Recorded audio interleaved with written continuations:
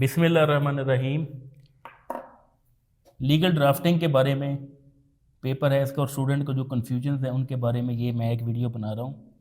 तो सबसे पहले लीगल ड्राफ्टिंग को आप समझें कि ये एक ऐसा सब्जेक्ट है लीगल एजुकेशन के अंदर, लॉ के अंदर या LLB के अंदर, जिसकी एक प्रैक्टिकल इम्प्लीकेशंस है। क्योंकि लीगल ड्राफ्टिंग मींस कि जो ड्राफ्टिंग लॉ में होती है उसको लीगल ड्राफ्टिंग कहा जाता है। स्पेशली सिविल कोर्ट्स के अंदर जब हम कोई प्लेंट फाइल करते हैं, कोई दावा फाइल करते हैं, तो दावा जो लिखा जाता है उसको लीगल ड्राफ्टिंग कहते हैं। इसके बाद उसका जो जवाब दावा लिखा जाता है, उसका रिटर्न रिप्लाई लिखा जाता है, रिटर्न स्टेटमेंट लिखी जाती है, जो वो भी लीगल ड्राफ्टिंग का हिस्सा है। इसके अलावा हमारी जो डेली लाइफ है उसके अंदर लीगल ड्राफ्टिंग का बहुत अमल दखल है।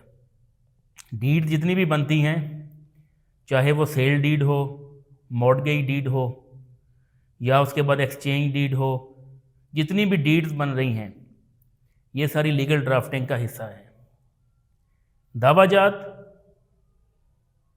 और सेल डीड्स, हिबानामा हो गया, बैनामा, शराकतनामा, ये सब लीगल ड्राफ्टिंग का हिस्सा है। तो पेपर जो स्टूडेंट्स को आएगा उस पेपर के बारे में, इसमें कोई टेक्निकल चीज़ें हैं। इसमें जो इस पेपर का पार्ट 1 है, उस पार्ट 1 के अंदर आपने एक क्वेश्चन उर्दू में सॉल्व करना है और पार्ट 2 में से भी एक क्वेश्चन आपने उर्दू में सॉल्व करना है।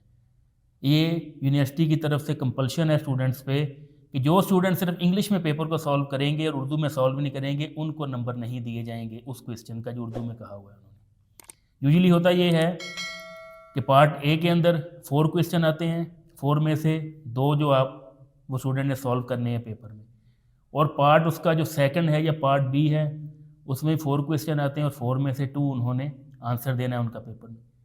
अब पार्ट 1 के अंदर से एक जो क्वेश्चन है वो स्टूडेंट उर्दू में उसको अटैम्प्ट करेंगे और दूसरा जो क्वेश्चन है पार्ट बी में से उसको उर्दू में अटैम्प्ट करेंगे। ये इसमें एक डिफरेंस है।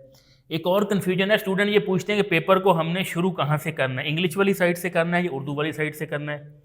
तो सिंपली ये है कि पेपर आपका इंग्लिश में आ रहा है, आपका मीडियम ऑफ इंस्ट्रक्शन जो है वो इंग्लिश है। इंग्लिश में आने की वजह से आपने इंग्लिश वाली लेफ़्ट साइड जो है वहाँ से पेपर को आपने स्टार्ट करना है। जहाँ उर्दू का क्वेश्चन करेंगे तो आप इंग्लिश वाली साइड से उर्दू का क्वेश्चन कर सकते हैं, इसको आप उर्दू वाली साइड पे लेके जाने की ज़रूरत नहीं होती। उसकी वजह ये होती है कि आंसर शीट के अंदर कंटिन्यूएशन उसकी जारी रहनी चाहिए। थर्ड जो पार्ट है लीगल ड्राफ्टिंग के पेपर का, वो इंटरप्रिटेशन ऑफ स्टैच्यूज होता है, कानून की तबीर व तशरीह। इसके अंदर आपने क्वेश्चन जो है उनका आंसर करना है। इसमें यूजुअली जो क्वेश्चन आते हैं उसमें जो लॉ के अंदर उसकी इंटरप्रिटेशन के अंदर जो लूप होल होते हैं उसके बारे में पूछा जाता है। कुछ लीगल कंस्ट्रक्शन के रूल्स हैं उनके बारे में पूछा जाएगा, जैसे मिसचीफ रूल है, गोल्डन रूल है। ऐसे जो रूल्स हैं लीगल ड्राफ्टिंग के अंदर, इंटरप्रिटेशन ऑफ लॉ के अंदर आपसे पूछे जा सकते हैं। बाकी ये पेपर जो है, एक और कन्फ्यूजन स्टूडेंट्स को होती है कि लीगल ड्राफ्टिंग का पेपर ये आप उसकी प्रैक्टिस करें, इसका एक फॉर्मेट है, उस फॉर्मेट के मुताबिक उसकी प्रैक्टिस करें और प्रैक्टिस जो है वो आपको परफेक्ट बनाएगी। ये क्वेश्चन याद करके नहीं लिखे जाते। अगर याद करके आप लिखेंगे तो आप पेपर के अंदर स्टक हो जाएंगे। अगर आपका हाथ जो है वो प्रैक्टिस कर रहा है, लीगल ड्राफ्टिंग आप लिख रहे हैं, फिर आप कोई सा भी क्वेश्चन आ जाएगा आप उसको अपने वर्ड्स के अंदर लिख सकते हैं।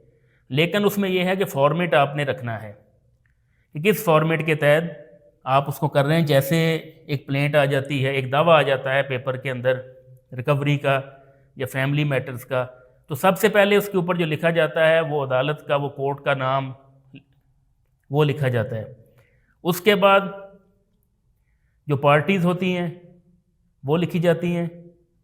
उसके बाद पार्टीज़ के अंदर 2 पार्टीज़ होती हैं, एक प्लेंटिफ होता है और एक डिफेंडेंट होता है, एक मुद्दई होता है और एक मुद्दा अलैह होता है। फिर इसके बाद इसका सब्जेक्ट वो आ जाता है पेपर में और नीचे इसमें जो फैक्ट होते हैं उसको लिखा जाता है। एक बात ये याद रखें कि जब भी आप लीगल ड्राफ्टिंग के पेपर सॉल्व करने लगें तो अगर उर्दू में आप कर रहे हैं, अगर आपका दावा आप उर्दू में लिख रहे हैं पेपर के अंदर, तो उर्दू के अंदर हर लाइन आपने नंबर देने के बाद ये है, ये है, ये है, यहाँ से शुरू करनी है। और इंग्लिश के अंदर जब आप कोई प्लेन लिखेंगे اس کے اندر آپ نے دیٹ یہ آپ نے لکھنا ہے. یہ ٹیکنیکل چیزیں ہیں اس کی. باقی اس میں آپ کو میں تھوڑا سا اوپنلی بتا دیتا ہوں. سب سے پہلے آپ کوئی بھی سا دعویٰ لکھیں گے تو فرسٹ نمبر کے اوپر اس کا نیم آف دا کورٹ ہوگا.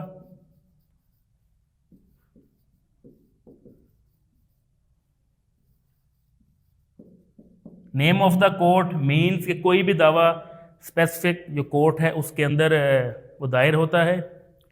اب نیم آف دا کورٹ اگر نہ ہو کسی بھی پلینٹ کے اوپر تو دیٹ مین کہ آپ کا انکمپلیٹ ہے. انکمپلیٹ چیز رانگ ہوتی ہے, اس کے آپ کو کوئی آپ کے پیپر میں مارکس نہیں ملیں گے. سیکنڈ ہوتی ہے اس کے اندر پارٹیز. پارٹیز کے اندر دو پارٹیز آ جاتی ہے, ایک پلینٹف دوسرا ڈیفینڈنٹ. یہ ہوتا ہے مدعی, یہ ہوتا ہے مدعا علیہ. مدعی کا مطلب ہے جو دعویٰ دائر کرتا ہے,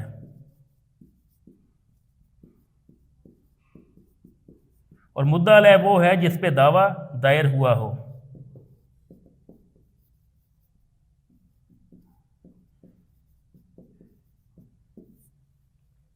یہاں آپ اس کو سمجھ لیں, کوئی سا بھی آپ دعویٰ لکھیں گے, پلین لکھیں گے, سب سے پہلے نیم آف دا کورٹ ہوگا. سیکنڈ اس میں پارٹیز ہوتی ہیں. پارٹیز کے اندر جو فرسٹ نمبر پہ لکھی جاتی ہے وہ ہوتی ہے اس کا نام, اس کی ولدیت, اس کی سکونت, جیسے نیم, فادر نیم, ریزیڈنٹ آف. اچھا, پیپر کے اندر ایک بات یہ ہے کہ اسٹوڈنٹ مختلف پوچھ رہے ہیں کہ جو ہم نے نام لکھنے ہیں ان کے, کیا ہم وہاں پہ خالی جگہ چھوڑ سکتے ہیں, ڈیش ڈیش لگا دیں؟ تو پیپر میں آپ نے ڈیش نہیں لگانی اس پہ. پیپر کے اندر آپ نے اس میں فرضی نام اور فرضی پتے لکھ دینے, جیسے محمد علی ولد محمد اکرم, سکنہ مکان نمبر 8 مین روڈ راولہ کوٹ. یہ مدعی ہو گیا. ان کے درمیان جو ورڈ لکھا جاتا ہے وہ اردو میں بنام لکھا جاتا ہے, ورسز. اب اس کے بعد سیکنڈ نمبر پہ جو ڈیفینڈنٹ ہے جس پہ دعویٰ دائر ہوا ہے یا جو مدعا علیہ ہے. اچھا, ایک بات اس میں اور بھی کنفیوژن ہے کہ دعویٰ ایک پرسن سنگل پرسن بھی دائر کر سکتا ہے, ایک سے زیادہ پرسن بھی دائر کر سکتے ہیں اس کو. ڈیفینڈنٹ ایک بھی ہو سکتا ہے, ڈیفینڈنٹ ایک سے زیادہ بھی ہو سکتے ہیں, ڈیفینڈنٹ کوئی آرگنائزیشن بھی ہو سکتی ہے, ڈیفینڈنٹ کوئی اسٹیٹ یا پروونس بھی ہو سکتا ہے. یہ بیسک لیگل ڈرافٹنگ کے اندر آپ نے اس کنفیوژن کو کلیئر کرنا ہے کہ کیا پلینٹف ہے ایک ہوگا, ایک تو دائر منیمم ریکوائرمنٹ ہے. اگر کوئی بھی اس کو دائر نہیں کرے گا تو اس کا مطلب ہے یہ کمپلیٹ نہیں ہے دعویٰ آپ کا. ایک سے زیادہ بھی ہو سکتے, اور ڈیفینڈنٹ اگر نہ ہو, بغیر ڈیفینڈنٹ کے اگر پلین لکھ دی جائے, دعویٰ لکھ دیا جائے تو لیگلی یہ بھی رانگ ہے, اس کو بھی کورٹ انٹرٹین نہیں کرتی. اور آپ کے پیپر کے اندر بھی ان دو چیزوں کا آپ نے خیال رکھنا ہے. سب سے پہلے name of the court, plaintiff کا نیم, ریزیڈنٹ آف. پلینٹف کے نیم کے اندر کوئی سا بھی فردی نیم آپ لکھ سکتے ہیں, زید بکر کچھ بھی لکھ دیں. Resident of house number 8 main road راولہ quote, house number 8 main road Mirpur, house number 8 main road Muzaffar آباد. ٹھیک ہے, اس چیزوں کا آپ نے خیال رکھنا ہے. سیکنڈ اس کے اندر آ گیا ورسز, نیچے آ جائے گا ڈیفینڈنٹ. اب ڈیفینڈنٹ جو ہے اس میں ایک چیز کا آپ نے رکھنا ہے کہ ڈیفینڈنٹ ایک بھی ہو سکتا ہے, ڈیفینڈنٹ ایک سے زیادہ بھی ہو سکتے ہیں. تو ڈیفینڈنٹ کا بھی نیم, فادر نیم اور ریزیڈنٹ آف, یہ بھی آپ نے خیال رکھنا ہے. اس کا یہاں ڈیش لگا کے خالی جگہ نہیں چھوڑنی. جیسے میں نے آپ کو پہلے بتایا, اس میں آپ فرضی نام لکھ سکتے ہیں. فرضی نام کوئی سا بھی ہو سکتا ہے, محمد وسیم ولد محمد اسلم, محمد وسیم سن of Muhammad Aslam, resident of house number 26 main road Bhimber, main road. کوئی سا بھی فرضی نام آپ لکھ سکتے ہیں. اس کے بعد نیچے جب آپ آئیں گے تو سب سے پہلے اس کا جو ٹائٹل ہوگا टाइटल के अंदर एक चीज का ख्याल रखना है कि title suit for resolution of marriage. इसमें आपने एक चीज का ख्याल रखना है, जो उसका टाइटल लिखेंगे वो कैपिटल लेटर्स में आपने लिखना है। कैपिटल लेटर मीन के अंग्रेज़ी के बड़े हरूफ तहजी के अंदर बड़े जो लेटर्स हैं उनके अंदर ये बड़े लेटर्स होते हैं ABCD, इनके अंदर आपने लिखना है और नीचे लाइन लगा देनी है। ये आपका स्ट्रक्चर के अंदर ये थर्ड पॉइंट है। इसके बाद आपने जो करना है वो ये है कि नीचे आपने उसके फैक्ट वो एक्सप्लेन करने हैं। अच्छा, फैक्ट के अंदर एक बात और है, फैक्ट होते हैं दो किस्म के। एक होती है कि जो बात आपने उसमें दावे के अंदर बयान करनी है वो तो सर्कमस्टेंसेस बेस होती है, जैसे रेजोल्यूशन ऑफ मैरिज है ऑन द बेसिस ऑफ खुला, तो इसका मतलब है कि जो दावा है वो हमेशा खुला का फीमेल की तरफ से, वाइफ की तरफ से, औरत की तरफ से दायर होगा। कुछ ऐसे दावे हैं जो औरत की तरफ से हमेशा अदालत में दायर होते हैं, जिसके अंदर सबसे पहले जो खुला का दावा है resolution of marriage on the basis of खुला, ये औरत इसको हमेशा औरत दायर करती है, मर्द की तरफ से दायर नहीं हो सकती। उसके बाद रिकवरी ऑफ डावरी आर्टिकल, सामान जहेज़ की वापसी, ठीक है, ये भी हमेशा औरत दायर करती है। और रिकवरी ऑफ डावर, जो हक महर है उस की रिकवरी का जो दावा है, जो प्लेंट है, वो हमेशा फीमेल ही उसको अदालत में दायर कर सकती है। अब कुछ ऐसे दावे हैं जिनको सिर्फ मेल दायर कर सकता है। मेल के दावों के अंदर एक ही दावा है जो स्पेसिफिकली मेल दायर कर सकता है, वो होता है कॉन्जुगल राइट का, हक़ ज़न-नशोई, दावाए हक़ ज़न-नशोई। ये हमेशा हस्बैंड की तरफ से या मर्द की तरफ से हमेशा ये दायर होता है। इस चीज़ का आपने ख्याल रखना है पेपर में। अगर कोई दावा ऐसा जो औरत जिसको दायर कर सकती है, फीमेल दायर कर सकती है, अगर वो मर्द की तरफ से आपने नाम लिख दिया नीचे उसका, या ऑन ओथ के अंदर या उसके मुदई के अंदर, तो वो आपका दावा सारा गलत होगा। अगर ऐसा दावा जो सिर्फ औरत दायर कर सकती है और मर्द का नाम लिख दिया उसके ऊपर, तो वो दावा सारा गलत होगा, इसका आपको 0 क्रेडिट दिया जाएगा पेपर में। इस चीज़ का ख्याल रखना है। उसके बाद फैक्ट आ जाएंगे। अब फैक्ट के अंदर ये होता है number 1 that, number 2 that, number 3 that, number 4 that. Urdu में अगर आप लिखेंगे ये के, ये के, ये के, ये के, ठीक है। अब इसके अंदर जब आप 3-4 फैक्ट लिख देंगे, जैसे खुला के दावा में कि औरत की तरफ से दायर होता है, उसमें लिख देंगे कि अच्छा ये हमेशा थर्ड पर्सन में लिखा जाता है, इस बात को याद रखना। इसमें इस तरह आपने नहीं करना कि मैं, औरत कह रही कि मैं कह रही। ये के का मतलब ये है कि ये के जो बात हो चुकी है, that was happened in the past, ये के मुदैया का निकाह हमरा मुदई बामुताबिक शरीयत महमदी सल्लल्लाहु अलैहि वसल्लम बाइबद हक महर 1 लाख रुपया मुबरखा 27 फरवरी 2021 को करार पाया या हुई। ये एक आपने फैक्ट बयान कर दिया। दूसरा लिखेंगे दैट में या ये के उनके हालात, ये के मुदैया और मुद्दा अलैह के हालात शादी के बाद ठीक थे, लेकिन अचानक मुद्दा अलैह का रवैया तब्दील हो गया और उसने मुदैया को घर में मारना पीटना शुरू कर दिया या उसको बुरा भला कहना शुरू कर दिया। थर्ड होगा ये कि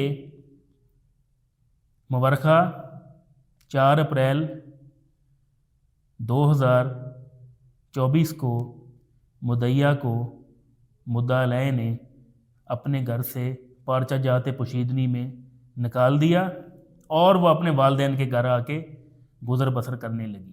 तो ये फैक्ट आपने 3 बयान कर दिए। अब इसके अंदर जो सबसे इम्पॉर्टेंट बात है दावे में वो होती है काज ऑफ एक्शन।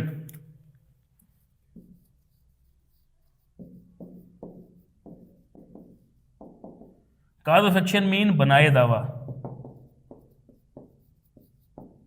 बनाए दावा का मतलब ये होता है कि दावा जो दायर हो रहा है, जो प्लेट अदालत में हम भेज रहे हैं जिस पर रिलीफ लेना है, उसकी कोई बेसिस तो होनी चाहिए ना, उसका बेस को होना चाहिए। अब आपने सर्कमस्टेंसेस तो आपने बयान कर दिए, अब बेस इसकी क्या है कि अदालत को बताएंगे कि मुद्दइया को बनाए दावा हासिल है जिस दिन मुद्दा अलैह ने मुद्दइया को अपने घर से बेदखल किया, ये बनाए दावा है। इसके बाद लीगल आ जाते हैं पॉइंट। लीगल पॉइंट के अंदर सबसे पहले आप जैसे कंडीशन चलती आ रही है वैसे 5वीं आपकी काज ऑफ एक्शन, 6 आपकी होगी, ये होती है कोर्ट की ज्यूरिसडिक्शन की।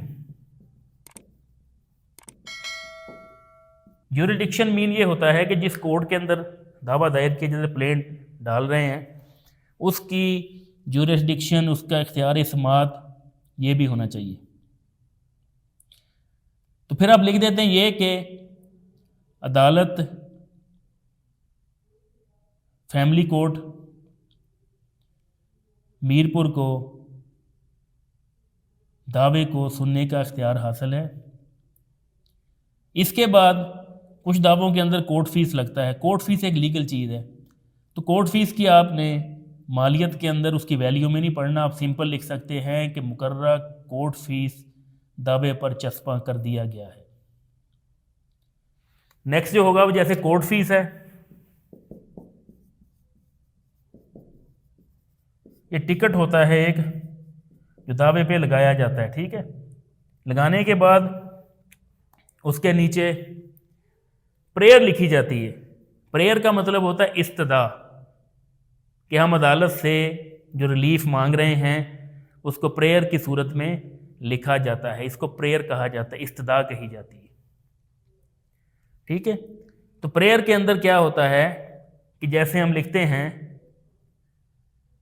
कि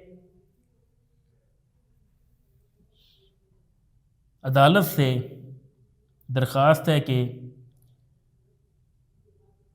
दावाए तनसीख निकाह की डिग्री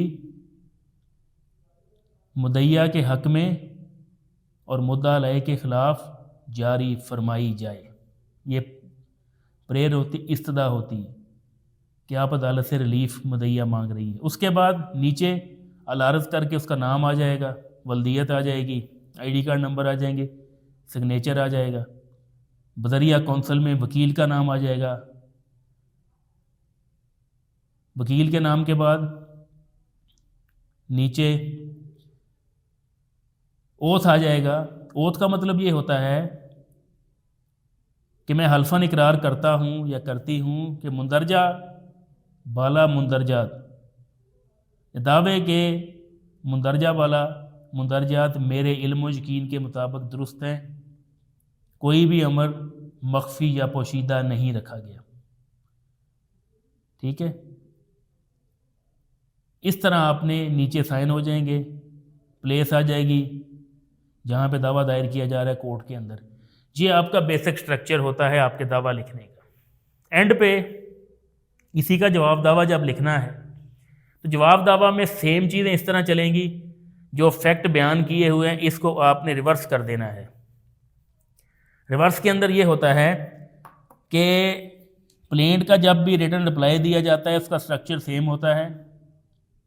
कोर्ट का नाम, प्लेंट के अंदर रिप्लाई के अंदर कोर्ट में जज का नाम आप लिख सकते हैं, कोई सा भी फर्दी जज का नाम लिख सकते हैं वहाँ पे पेपर की हद तक, क्योंकि वो दावा आगे असाइन हो जाता है किसी न किसी जज की, कोर्ट उसको इंटरटेन करती।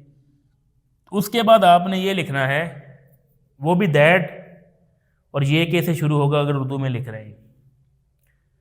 اب وہاں پہ یہ ہوگا کہ جو فیکٹ ہے، فیکٹس کو ڈینائی کر دیا جاتا ہے۔ جیسے نکاح ہوا ہے تو آپ لکھ دیں گے درست ہے، سیکنڈ آپ لکھ دیں گے درست نہیں ہے۔ گھر میں لڑائی، انہوں نے لکھا تھا گھر میں لڑائی ہوئی تو آپ لکھ دیں گے درست نہیں ہے۔ تھرڈ لکھ دیں گے کوئی بنائے دعویٰ حاصل نہیں۔ بنائے دعویٰ حاصل نہیں ہے، اس کا مطلب ہے کہ جب گھر میں حالات ٹھیک تھے تو آپ لکھ سکتے ہیں کہ مدعیہ کو کوئی بھی بنائے دعویٰ یا she has no cause of action, کیونکہ وہ اپنی مرضی سے اپنے والدین کے گھر چلی گئی تھی۔ اس کے بعد جہاں پہ لیگل پوائنٹ آ جاتے ہیں، جیسے جوریڈکشن ہے کورٹ کی اور کورٹ فیس ہے، یہاں پہ لکھ سکتے ہیں کہ لیگل لیگل لیگل، اردو میں لکھیں قانونی ہے جواب کی ضرورت نہیں، قانونی ہے جواب کی ضرورت نہیں، اور نیچے جو پریئر اس نے لکھی ہوئی ہے جواب دعویٰ میں اسی پریئر کو مولڈ کر دیا جاتا ہے ڈیفینڈنٹ کے حق میں کہ مدعیہ کو کوئی بھی بنائے دعویٰ حاصل نہیں ہے، لہٰذا دعوے کو عدالت خارج کرنے کا مکمل اختیار رکھتی ہے۔ نیچے اسی طرح وہاں پہ مدعیہ کے پہلے سائن تھے، یہاں مدعا علیہ کے ڈیفینڈنٹ کے سائن ہوں گے، اور اس کے بعد نیچے اسی طرح اوتھ آ جائے گا۔ یہ ہوتا ہے دعویٰ اور جواب دعویٰ کا بیسک جو سٹرکچر ہے لیگل ڈرافٹنگ کے اندر۔ اب سیکنڈ اس کے اندر ایک ڈیڈ ہے۔ ڈیڈ کے اندر بہت سی ڈیڈز ہم لکھتے ہیں۔ ڈیڈز کے اندر سیل ڈیڈ جیسے ہو گئی،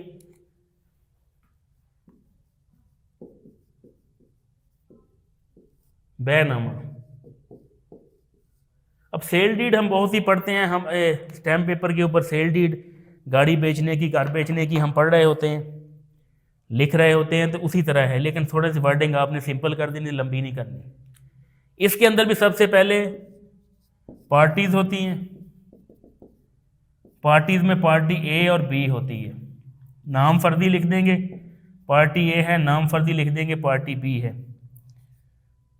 نیچے آپ نے اس کا ٹائٹل اس طرح کیپیٹل لیٹرز کے اندر دے دینا ہے، اور نیچے آپ نے اس طرح لکھنا ہے کہ میں گاڑی نمبر ISB 0071 کا مالک ہوں، اور میں اپنی مرضی سے اس گاڑی کو پارٹی بی میں محمد اکرم ولد محمد اسلم کے ہاتھ فروخت کر رہا ہوں، اور زر ثمن جتنی بھی اس کی رقم ہے وہ میں نے وصول کر دی ہے، اور گاڑی اس تاریخ کو میں ان کے نام پہ ٹرانسفر کروا دوں گا۔ ٹرانسفر ہونے کے بعد گاڑی کے ساتھ میرا کوئی بھی تعلق نہیں ہوگا۔ چھوٹی کر کے لکھ دیں۔ یہ بیسک سٹرکچر کو آپ نے سمجھنا ہے۔ نیچے کیا ہوتا ہے اس میں جب آپ پورا لکھ دیں گے تو نیچے پہ یہاں آپ نے وٹنس 1 اور witness 2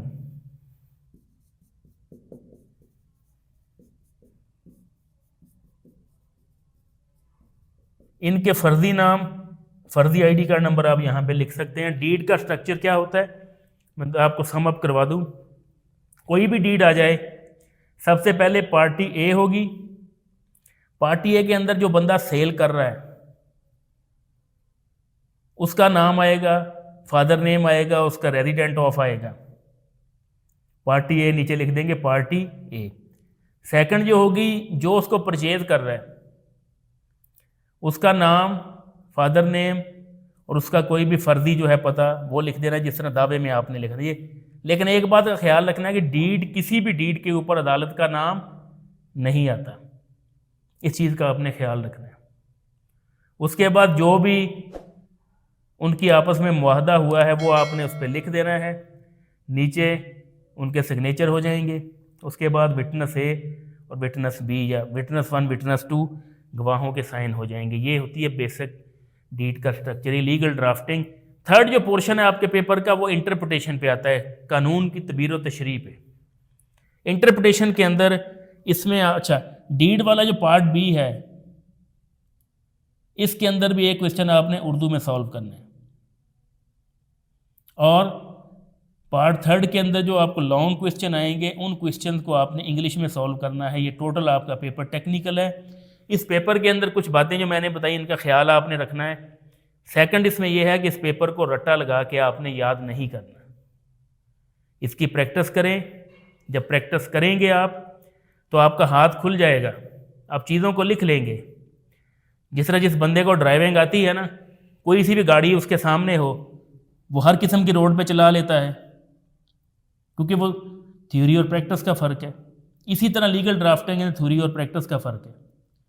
practice makes a man perfect. Know, the practice also makes a woman perfect. There is no difference between main and women in struggle in practice in profession, especially in legal profession. You all are equal, having same abilities, so work hard and believe in God. Allah will give you success, inshallah.